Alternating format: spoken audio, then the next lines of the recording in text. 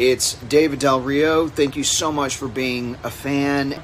And a little advice for you. Don't go out there.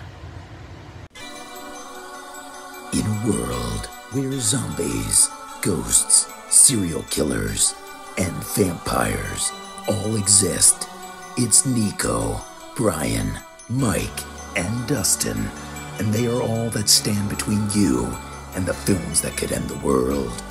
Welcome to the Don't Go Out There Horror Movie Podcast. Welcome back, everybody, to the Don't Go Out There Horror Movie Podcast. Just want to thank all of our fans and listeners. Really appreciate the support. You guys are awesome. Before we get into tonight's film review, just want to give a quick shout out to our website, don'tgoouthere.com. Everything about our podcast is on the website. All of our episodes and interviews, if you want to check those out. We've done some incredible interviews in the past. Go check them out there in a specific tab by themselves so you don't have to scroll through hundreds of episodes on Apple or Spotify, etc. We also have our store if you want to grab a shirt, a mouse pad, a hat, all that good stuff. We'd love to see your pictures, rep your favorite podcast. And Shan's Etsy page is also attached if you want to grab a tumbler. All of our social media links are on there as well. Facebook, Twitter, Instagram, YouTube, TikTok. Like us, subscribe us, follow us, all that good stuff. And the last thing I want to shout out on our website is our Patreon. We call it Blood Donors. We have the traditional monthly reoccurring kind. If you want to support us, help us pay the bills, as we say. Or if there's a movie you want us to review, that option is available as well. Just check out our website, don'tgoouthere.com. Also, if you haven't noticed, we've recently joined the Believe Network. So there's some ads on our program now. But if you want ad-free content, go check us out on Blood Donors. The ad-free episodes will be available there. We appreciate your support. We hope you enjoy the episode. All right, guys, let's to the film review. Let's shout out Dana Tucker doing her third legendary Blood Donor review. Big shout out to her. We really appreciate the donations. Absolutely. She chose 2001's Along Came a Spider, another film in the Alex Cross universe. I don't know what these are called. I've never seen either of these two movies till these reviews. I'll kick us off with general thoughts. I had not seen this movie, like I said, until this watch. Got to be honest, I was not the biggest fan of this one. There was just some things I really didn't care for. I'm going to ask you two fellows some questions. Mike is not joining us. He unfortunately took quite a bit of damage during this most recent Hurricane Helene. He just got power back. He's got family in town. Shout out to Mike. We're thinking about you, brother. But I just have questions about the acting, the actors who were chosen. Brian had issues with Angelina Jolie in her last Blood Donor pick. I'm not the biggest fan of a lot of the acting in this movie, personally. A lot of I have issues with, there's a lot of score that plays along with scenes, and it just takes me out of the scenes a lot. It's distracting. I'm not a fan of it. You're right. And I do have some of that. Mm-hmm. And I got to be honest, if it wasn't for Morgan Freeman, this one would be pretty low, because I really wasn't the biggest fan. I did enjoy the reveals at the end. They kind of brought me back in a little bit, but I'm sorry, Dana. I'm just not the biggest fan of this one. All right. So first of all, I know this book, James Patterson book, came before Kiss the Girls, but this was the second movie that was made. So however you want to look at that, continuity wise, is up to you if you care about it like I do.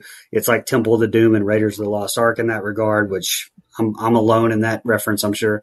But it's all right. I like it fine. I'm not, like you said, Nico, I totally agree with you. I'm not overly blown away with it. I think Kiss the Girls is better, mostly because of Judd's performance in that versus Porter's in this one. And I don't know if you're talking about Porter or not, but I think she's a great actress in a lot of the movies she's been in. Con Air. She was in Saw, even. But it's just in this role, it's kind of like Ashley, or kind of like you said, Angelina Jolie, where it's just, I don't know. She did all right. I don't hate this movie. It was fine. I'm a fan of all these 90s crime thrillers. So, this is a fine little entry for me. Well, this is definitely one of those TNT We Know crime dramas. Yeah, it is. I apparently have a hot take. I enjoy this one more than Kiss the Girls. I don't know why. I don't know why. It definitely has its flaws. I'll get into that in the scene by scene, but I think the movie's just fine. Maybe it's because I seem to remember this one being on TV more than Kiss the Girls, so maybe I've seen it more. But I liked it. You definitely hit the nail on the head with the score. I've got some of that in my notes. Yeah, I agree. And as far as the casting goes, I have to believe that the casting of what's her name? Let's see. I want to get her name right. Talking about Monica Potter? Potter. Oh, okay. Monica Potter. I think that her casting was intentional because of the twist. They wanted someone who just looked like a soft, feminine woman. She definitely did. She lured us in with her trust. We wanted to believe that she was pure because she looks it. And then, so I think it made the twist even that more effective. Like, oh shit, even the pretty ones are evil. All women. So it's no, I just enjoyed the movie. It's not going to get a overly high score from me. I don't want to make it sound like that, but of the last 3 crime dramas that we've reviewed, that all 3 have people staring ominously in the distance on the poster and on the cover. They do. Kidding. But I like this one the most of them. Sorry, not sorry. No, nothing wrong with that. Absolutely not. No, absolutely. Yeah. I could put it on anytime. Good little popcorn flick for sure. Yeah. By the way, TNT, is it even around anymore? Yeah, it is. I don't even know. AEW Okay. Dynamite comes on it. Oh, okay. Well, they Or can actually, I sponsor don't us. know. Then. That might be TBS. I don't know. I don't watch that. One of them comes on TNT, like Rampage and Dynamite. One of them comes on TNT, one's TBS. I don't watch that Mickey Mouse wrestling promotion. They suck. Anyway.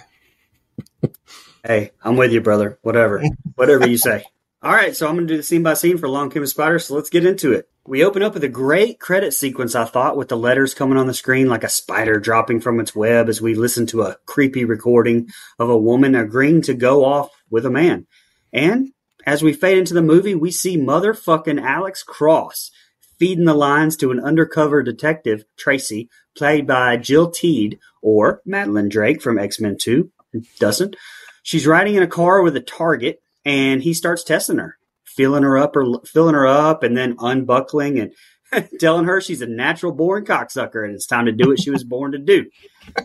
He finds the bug quickly, and then things begin to go very badly. He loses control of the car, sending them both over a bridge, eventually resulting in the death of Tracy as she falls to her death as well as the perp. We flash forward a year or so to a private school where we meet U.S. Secret Service Special Agent Jesse Flanagan, played by Monica Potter. Her second appearance on the show, as she was also in the OG Saw. We are introduced to the daughter of prominent U.S. Senator Megan Rose and her computer science teacher Gary Sanji, played by Michael Wincott of The Crow and Nope fame. Mr. Sanji pulls Megan into his office and accuses her of cheating before drugging her and then strangling another faculty member, Amy. Jesse realizes Megan is missing and immediately starts the search, but it's too late, as Gary already has Megan in the back of a van and is long gone. We then cut to a now-retired Alex Cross building model ships with his sister Vicky, the great Anna Maria Horsford making her return from Kiss the Girls as well. We cut to a boat where we find Gary watching multiple newscasts of the abduction as he removes his disguise, and I realize this is the motherfucker from 1991's Prince of Thieves, and I fucking hate this guy already. We see him unlock a room to find a drugged Megan, and we see him record her saying that she just wants to go home in a heartbreaking scene. Go ahead, Nico. Man, Brian just named a bunch of movies I've never seen. X-Men 2, Prince of Thieves, good night. What are we even talking about here, boys? I thought the opening credits and dialogue was a creepy start, but I thought it ran a touch long, but nothing too crazy. The guy that we're following, he gives extra creepy vibes. Like you can tell this guy's got serial killer, like, aura. The shit hits the fan for folk really quick, finding that mic in her ear, and holy shit, the car crash looked terrible. And not from a carnage standpoint, but from a digital effects standpoint. Holy shit, it looked awful. Tracy's death was horrific, though. I couldn't imagine watching that if I was Cross. Like, that would traumatize me to where I would never want to do this job again. Jesse, like Brian mentioned, played by Monica Potter. That's a familiar face. She played Allison Gordon in the OG Saw, which is in its 20-year anniversary. To me, one of the greatest, most influential horror movies of all time. Not faulting the movie, but boy howdy, is this school scene when they're all on their computers outdated. Good Lord, them computers, good night. And man, what the fuck just happened with Megan and this teacher? This shit is disgusting. And now the lady trying to help her gets got. Like, it was sickening. I hate this. And I hate to admit this also, but I chuckled seeing the dead lady's wide open eyes after she's choked with the cord. Like, they should have, like, her face was comical. It wasn't like, I'm dead. Like, the Secret Service in this scene, they're terrible. Little emotion or urgency from Jezzy, but I guess that we find out why at the end. And her partner's reaction was so unserious. Sanji with the prosthetics on looks like long legs with all the white makeup. Speaking of long legs, I think we're going to be reviewing that movie pretty soon. I hate seeing child kidnapping. It's a horrifying reality that we live with, and that's all I got for that. Yeah, so just like the first one's credits felt very 90s, this one feels very early 2000s. I love the letters dropping like they're on spiderweb. Nice play on the title there. When they're in the car, I'm not sure how he found the bug in her ear. He'd have to be putting his finger in her ear to find it, and who the fuck does that? Pretty terrible CG on the Corvette crash, like you said, Nico. I'll allow it because of the time, but my God, it was terrible. Good to see Trisha Poe. Glad she moved on from her convict husband, Cameron. Although the twist in this movie makes me think that he may have rubbed off on her. That man was falsely accused. It was That's fine. true. That's true. But that's from Con Air, Nico. I know you've seen that one. One of Nicolas Cage's 3 good movies. That movie's so good. So good. Shout out to Dave Chappelle, too. Wait, yeah, he's in that. Yeah. Crazy that the kids were talking about downloading GIFs here. It's 2001. Also crazy that he mispronounced the word GIF. I know Brian agrees. Did he mispronounce that? Because I'm pretty sure he said it the way that it's supposed to be. But okay. Yeah, he called it GIF. It's actually GIF. Couple factual errors in this movie early on, and I've got a couple more later, I think. But National Cathedral, that's a girls-only school. It's not co-ed. Suck. Factual error. Secret Service does not protect senators or governors or their families. Nay. Only presidents, vice presidents, former presidents, and former vice presidents, and presidential candidates and their kids. So that's wrong. And then Buddy ain't slick. Sending a GIF of Michael Jordan, I know what that means.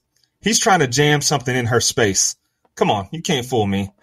Seeing Mr. Sanji, it was very clear to me he's wearing a makeup / wig. Like, it looked terrible, like you said, Nico. Also, not sure how he repaired it so quickly. Like, she ripped at his face mask there, and then he hides it from the teacher who comes in, and then the next scene we get, it's repaired. Okay. Strange that Craig from Friday's mom was recast in this movie. Like, we saw her in Kiss the Girls, but she was his relative. Like, she was the mother of his niece that got kidnapped. And in this one, she's his wife. Okay. It's an okay open. It's not the best, but it's pretty on par with the first movie to me. All right, next set of scenes, we open up with Alex Cross just trying to watch some motherfucking TV, but this newscast is on every single channel. And then the phone rings. It's Sanji using a ghost face voice changer and making shit personal with Cross, bringing up his tragedy we saw in the open, trying to lure him back into the game. As he finds a sneaker in his mailbox, too, and this is where I wrote some issues with the soundtrack, he finds a sneaker in the mailbox to what sounds like the OG Friday the 13th music playing on the soundtrack here. It took me out of it. It's very odd. Cross heads to the senator's house and then runs back into Special Agent Craig, also making a return from Kiss the Girls, to give him the evidence. We find out Jezzy is going to take the fall for kidnapping, but Cross brings her back into the fold and gets her into the room with the bigwigs, where he and MacArthur butt heads right off the bat, but is quickly put in his place by Mrs. Rose. Cross and Jezzy head back to her place, where Cross asks about a gun. She says her father won with the dead man's hand in poker and starts to ask questions and size up Jezzy herself. She turns around on him and convinces him to take her on as a partner. Go ahead, Nico. It's something I don't understand at all, and it's not just for this movie, but in general. Why do criminals call cops and let them in on their activities?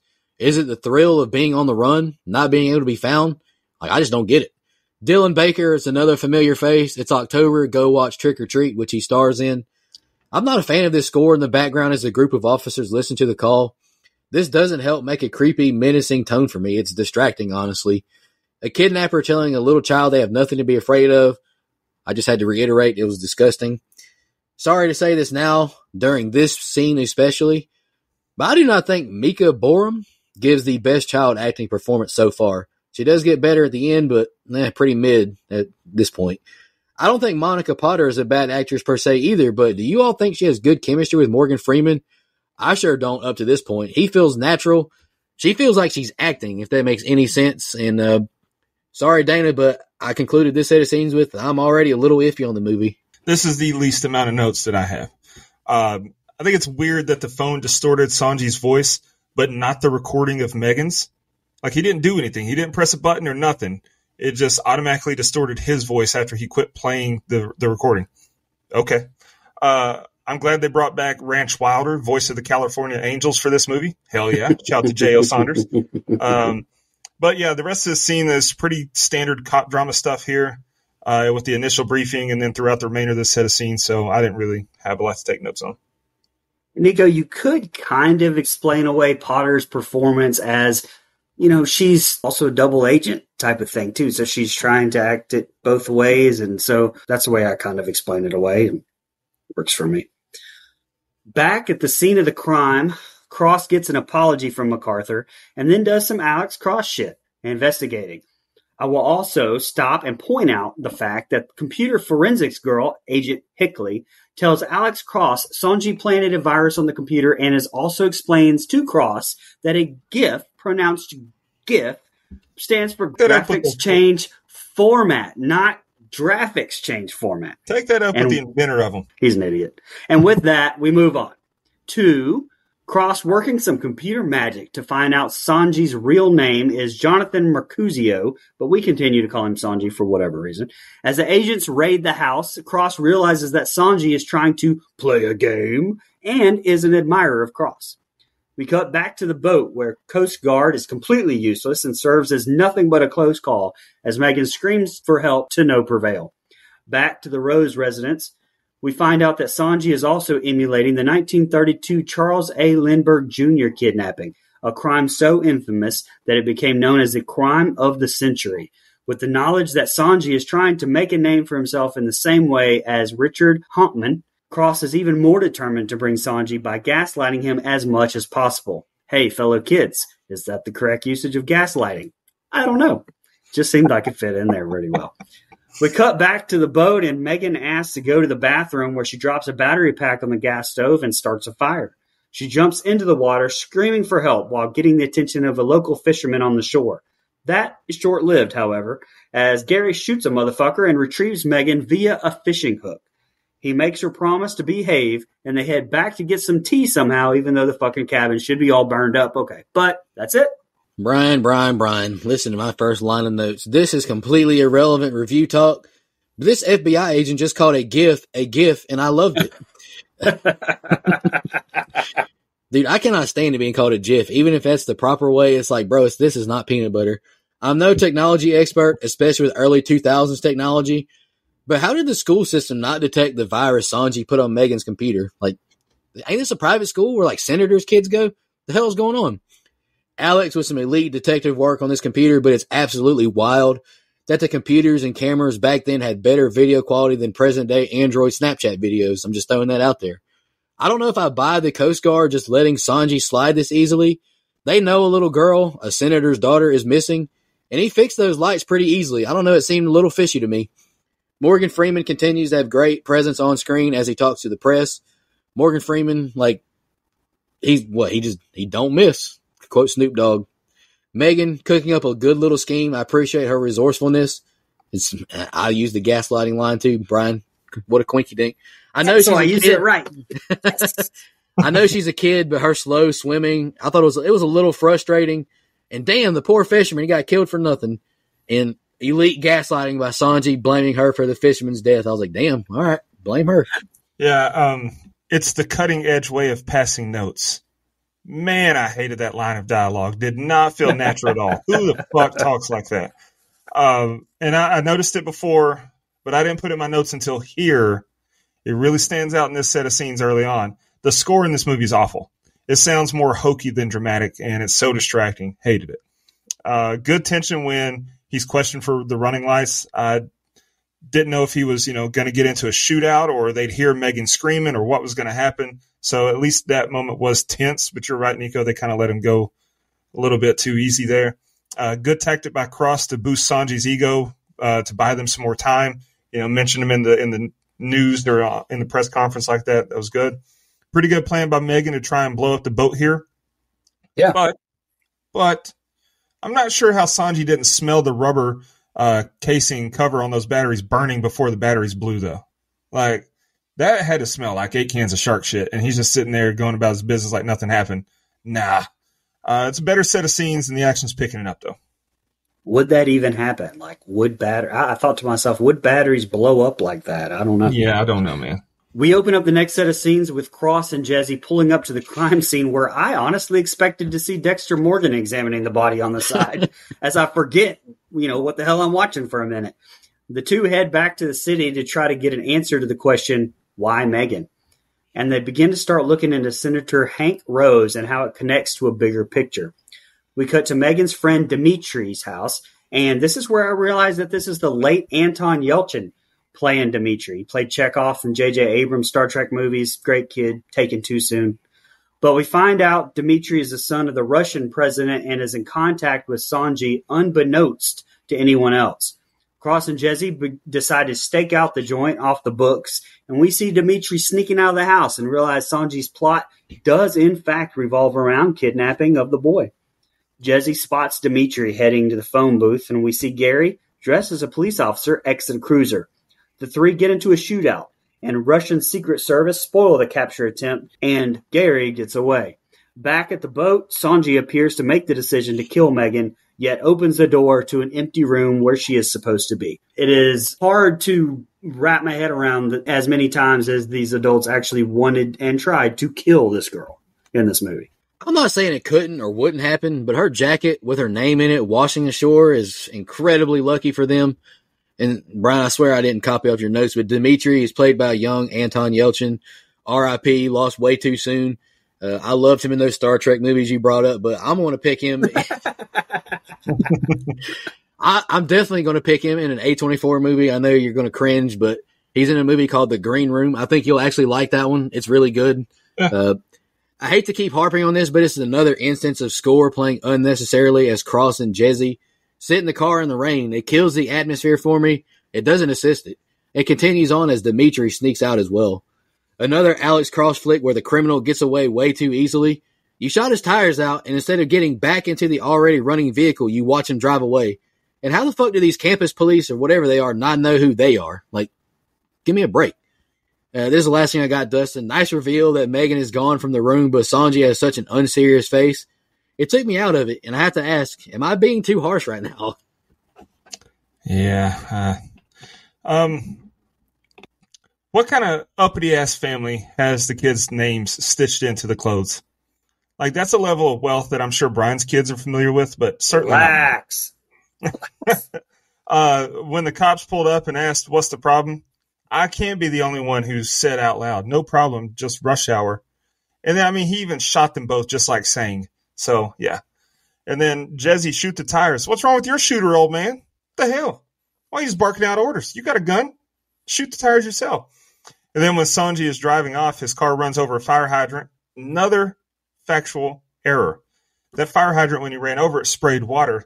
Well, actually, in D.C., where the movie takes place, dry barrel hydrants are used due to cold weather conditions, which break off rather than spray water when hit. So, suck it. Well, actually, boom. Well, actually. Sanji getting a little too reckless here. No need to go for another kidnapping. Like, I'm sure if he negotiated a ransom, the Rose family would pay top dollar. See, that's a play on his character name from The Crow. Sorry, I couldn't help myself. But the story's progressing nicely here.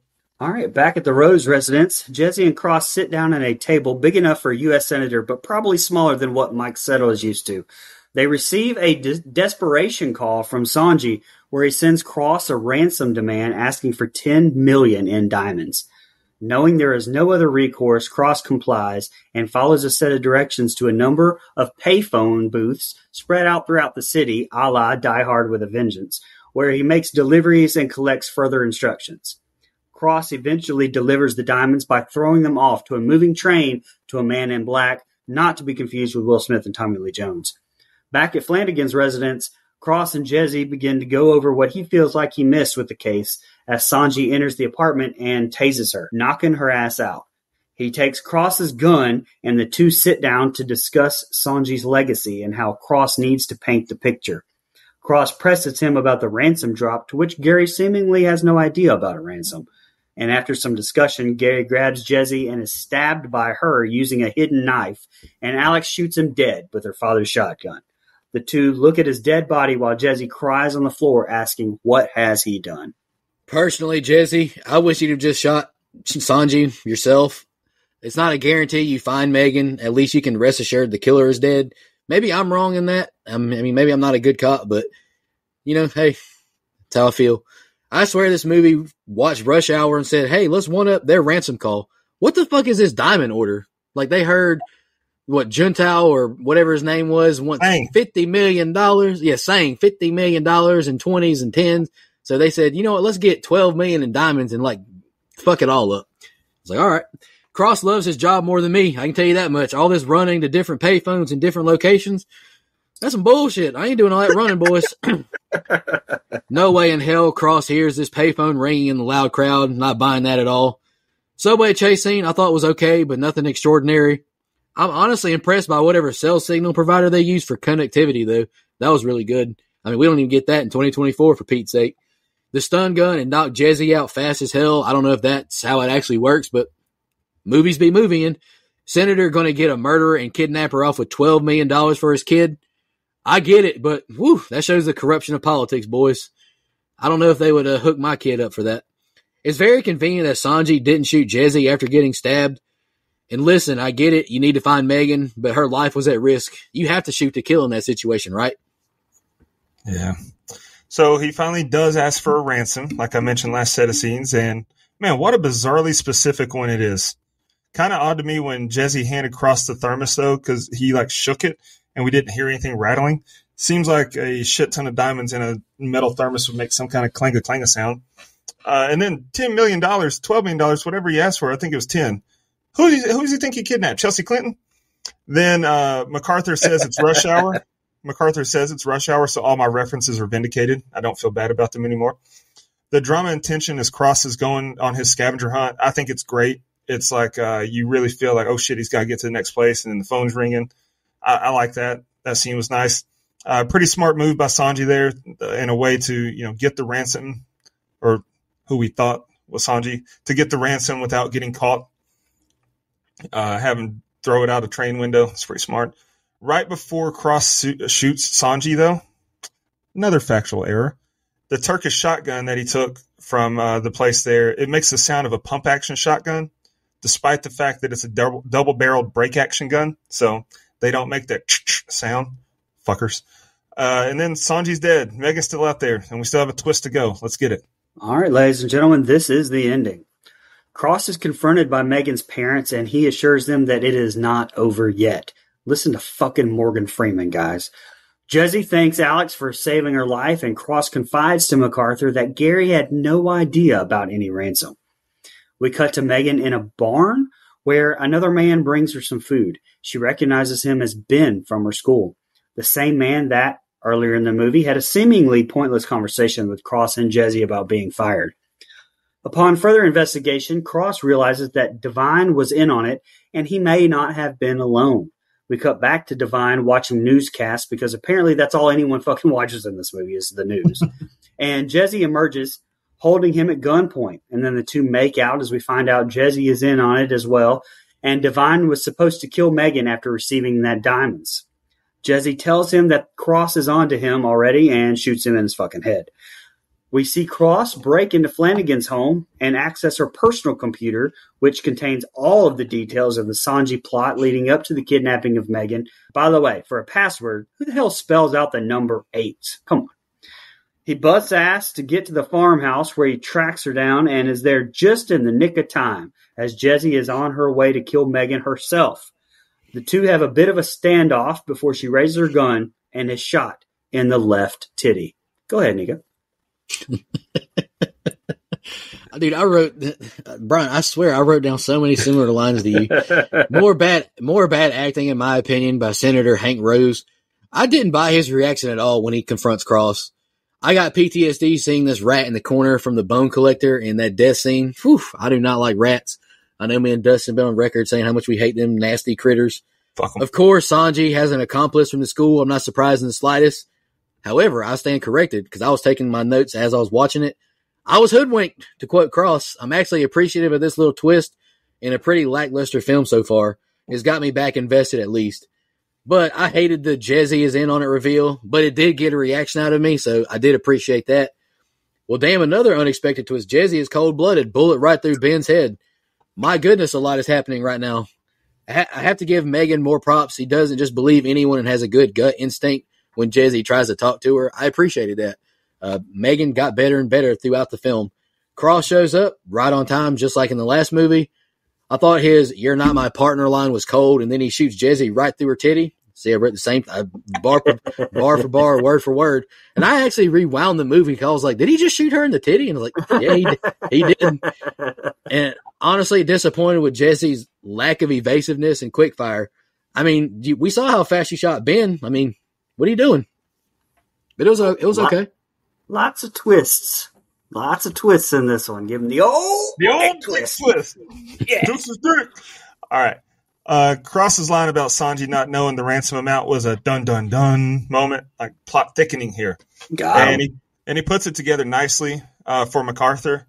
It's a pretty big jump to conclusion, but it's not egregious. I'll allow it. And Jesse being in on it, that was a nice touch to me, although we should have seen it coming. Jezebel checks out. I get it. Hey. Her shooting Divine in the face was a huge curveball. Hell yeah. Love that one. Here's another goof. When the computer showed the password as he typed it. Computers don't do that. Like, I get wanting us to know that it was aces and eights and he figured it out, but hell no. Also, what an insane leap for him to guess it on the first try. Not only, get the words right, that it's aces and eights, but like you said, but to know it was an ampersand, not the word and spelled out, to know that it's the word eights spelled out and not the number 8. It's like on the first try. Yeah. Just have him find a piece of paper that said it. I mean, yeah. But instead he has this flashback. Oh, my daddy wanted dead man's hand. Oh, aces and eights. Who the fuck would put that together? No. Also, yeah, right. To Megan questioning Jesse and asking why there wasn't anyone else with her. No little girl would be that suspicious. She trusts Jesse. Jesse was her Secret Service agent that was watching over her. She's got a relationship with this woman, and she's going to be suspicious and not buying that.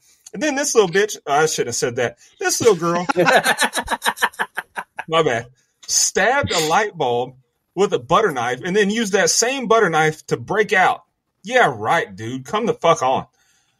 Cold-blooded line from Cross, like you said, when he said, "You're not my partner." But then even more cold-blooded when he shot her in the titty. Yep, we all caught that.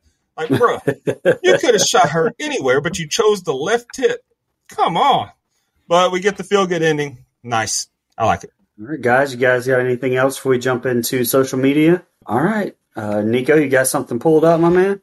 Yeah, I got the gram pulled up right meow. We'll go ahead and read Dana Tucker's comment first, and she's showing up first for me. Play school is over. It's straight up slasher horror for my number 4 donor pick with a knife emoji. All right, sounds good. We love a good slasher. And Jordan Zager commented, I loved, all capital letters, this movie growing up. I always remember watching this on TNT after they stopped playing A Christmas Story with the sideways laughing emoji. I haven't watched it in a long time, so hopefully I still love it just as much as I used to. I've got X, the artist formerly known as Twitter, pulled up, and Sean the Glee Man, what up, Sean, said, all I know is that this was the second movie, but based on the first book in the series. You are correct, sir. All right. The Book of Faces, Izzy Hamilton. Which one did you guys like better of the Morgan Freeman as Alex Crosses? Dustin, you like this one better, you said? I like this one better, yeah. Nico, you like Kiss the Girls, I think, right? Kiss the Girls. She said, I enjoyed both, but preferably like Kiss the Girls better. You guys keep killing it. Thank you, Izzy, for your comment. Shayanna Turner, not nearly as good as Kiss the Girls, but still a decent watch. And, of course, Morgan Freeman does not disappoint. And Dana Tucker said, I agree. Explanation point. All right. Sorry. I don't know why that was so funny. I guess the Norm MacDonald at the delivery was great. Yeah, just the dead man. I agree. All right. I've got a few fun facts. Do you guys have some fun facts? Yeah, but you can go ahead, man. The ending for the film was reshot due to poor test audience reception. Okay, I'm glad I liked this ending. It was fine. I saw that, but I couldn't find out what the original ending was, so. I don't know. Yeah, unverified facts that we're passing off here. No one you weren't supposed to fact check us. That's very topical. The film takes place over the course of a few days, but in the novel, the story takes place over approximately 2 years. Also in the book, Alex Cross is 38 years old with 2 kids, whereas in the film, he is in his mid to late 50s. Right. The sequel to Kiss the Girls, this movie, I don't know why they phrased it like that, but Along Came a Spider was greenlit while the first film was still in the theaters.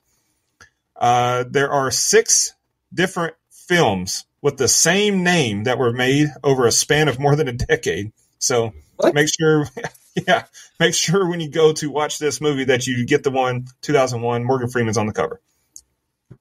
In the previous film, Kiss the Girls, Carrie Elwes plays a Durham police detective working on the case with Cross, but is ultimately found to be the killer.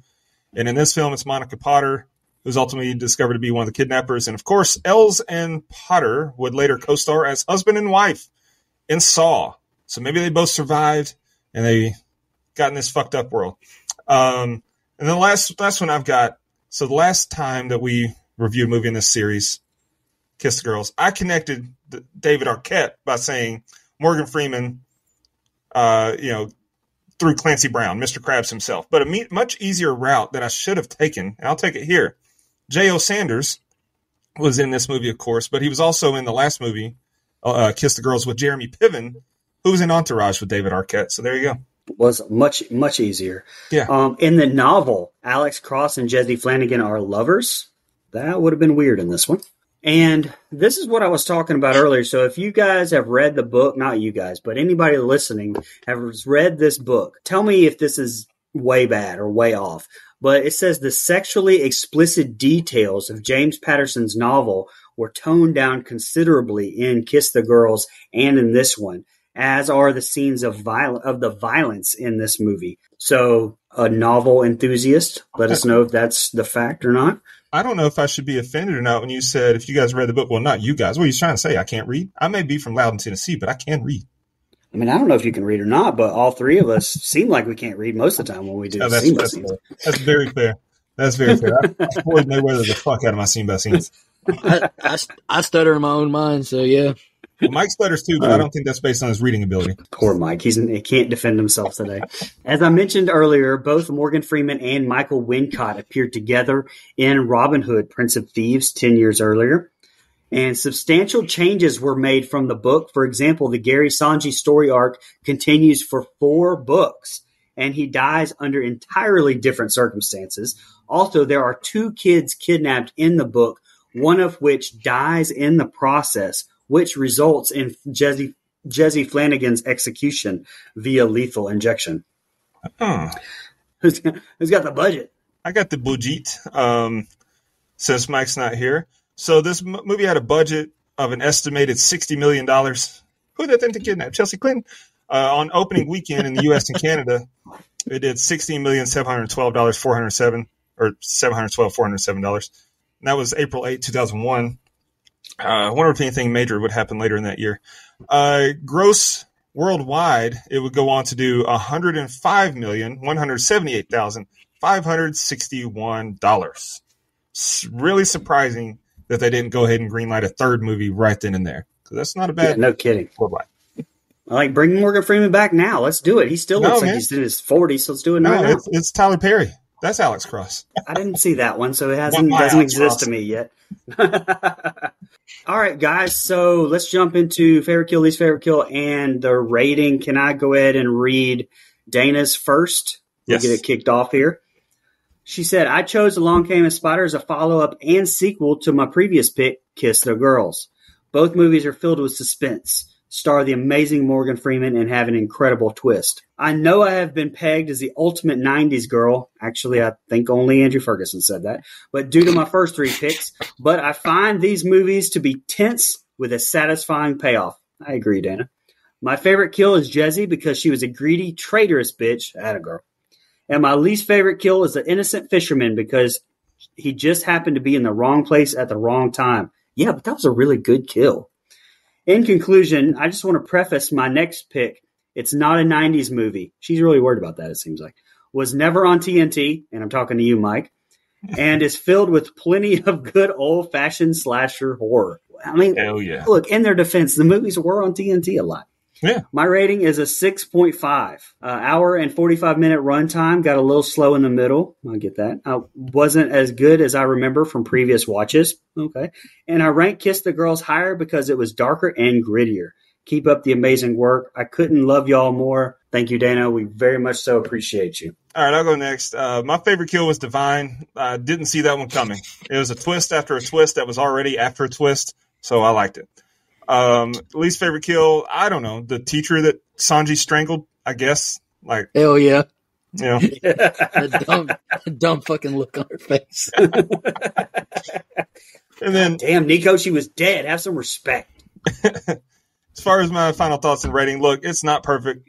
Just like Kiss the Girls and The Bone Collector, and I mean just like them almost. It's a standard TNT, we know drama cop movie, but for whatever reason, I enjoy it more than the other two. I give this one a 6 3/4, 6.75. Hey, you're higher than the person who paid money for us to review it. All right, I'll go next. Favorite kill, I'm going with Jazzy as well. Shot right in the titty.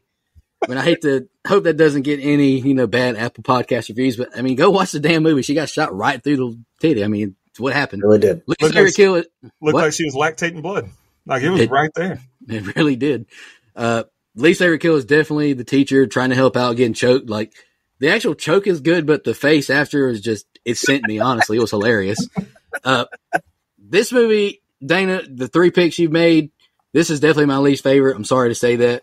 I definitely like The Bone Collector the best. Denzel and Morgan are goated. Like, I love those two guys. Morgan was great in this, but I just didn't really like the rest of the cast, and the tone was off, and it just wasn't, I don't know, I didn't get invested into this one. I gave it a 5 1/4. Okay, we're going to get us off on a good note here. I've said pretty much everything. Get us off, Brian. I'm going to send us off on a good note here. I've said pretty much everything. Potter's performance, okay. But otherwise, I don't feel like the script was as tight as Kiss the Girls, and comparatively speaking, it was a little bit disappointing of a follow-up, but still a very good movie, popcorn flick I could put on at any moment in time. I gave this the highest of anybody, apparently. I gave it a flat 7. Okay. That gives us a composite score of a 6.33 through 333. Internet Movie Database has it as a 6.4. Rotten Tomatoes, 32%. Jesus, a 6.4 on one and 32% on the other. 6.4 would be a fan score. 32% is the critic score. Lovely. At the beginning of the show, when we first started, I meant to start my notes off by pretending that I was doing Along Came Polly. Like Jennifer Aniston, Ben Stiller, Philip Seymour Hoffman, they were great. But I forgot. I just wanted to get that in there, though. All right. Let's read off our blood donors. Thank you guys to everything for all the support. We could not run this podcast without you. We really appreciate it. Obviously, a legendary blood donor review, this movie, Dana Tucker. We still have one left of hers to do, which we're going to keep that on the low just in case she changes her mind on that one. But Final Girl, brand new and Final Girl donor, Anita Russell. She's picked the movie Devil, so that one's coming down the line. Camper Level Reoccurring, Nina, the Horror Movie Crew podcast, Alex Seligson, Steve Schmidt, Michelle Mirza, Camp Counselor Reoccurring, Edward Hernandez Gunn, Joe Swinford, Adrian Aiello, Brian Samick, Andrew Ferguson, Brooke Maley, Thorne David Phillips, Heather Superdoc, and Jennifer Davis from the Too Close to Home podcast, Dana Tucker, Cole McAlexander, and Max K.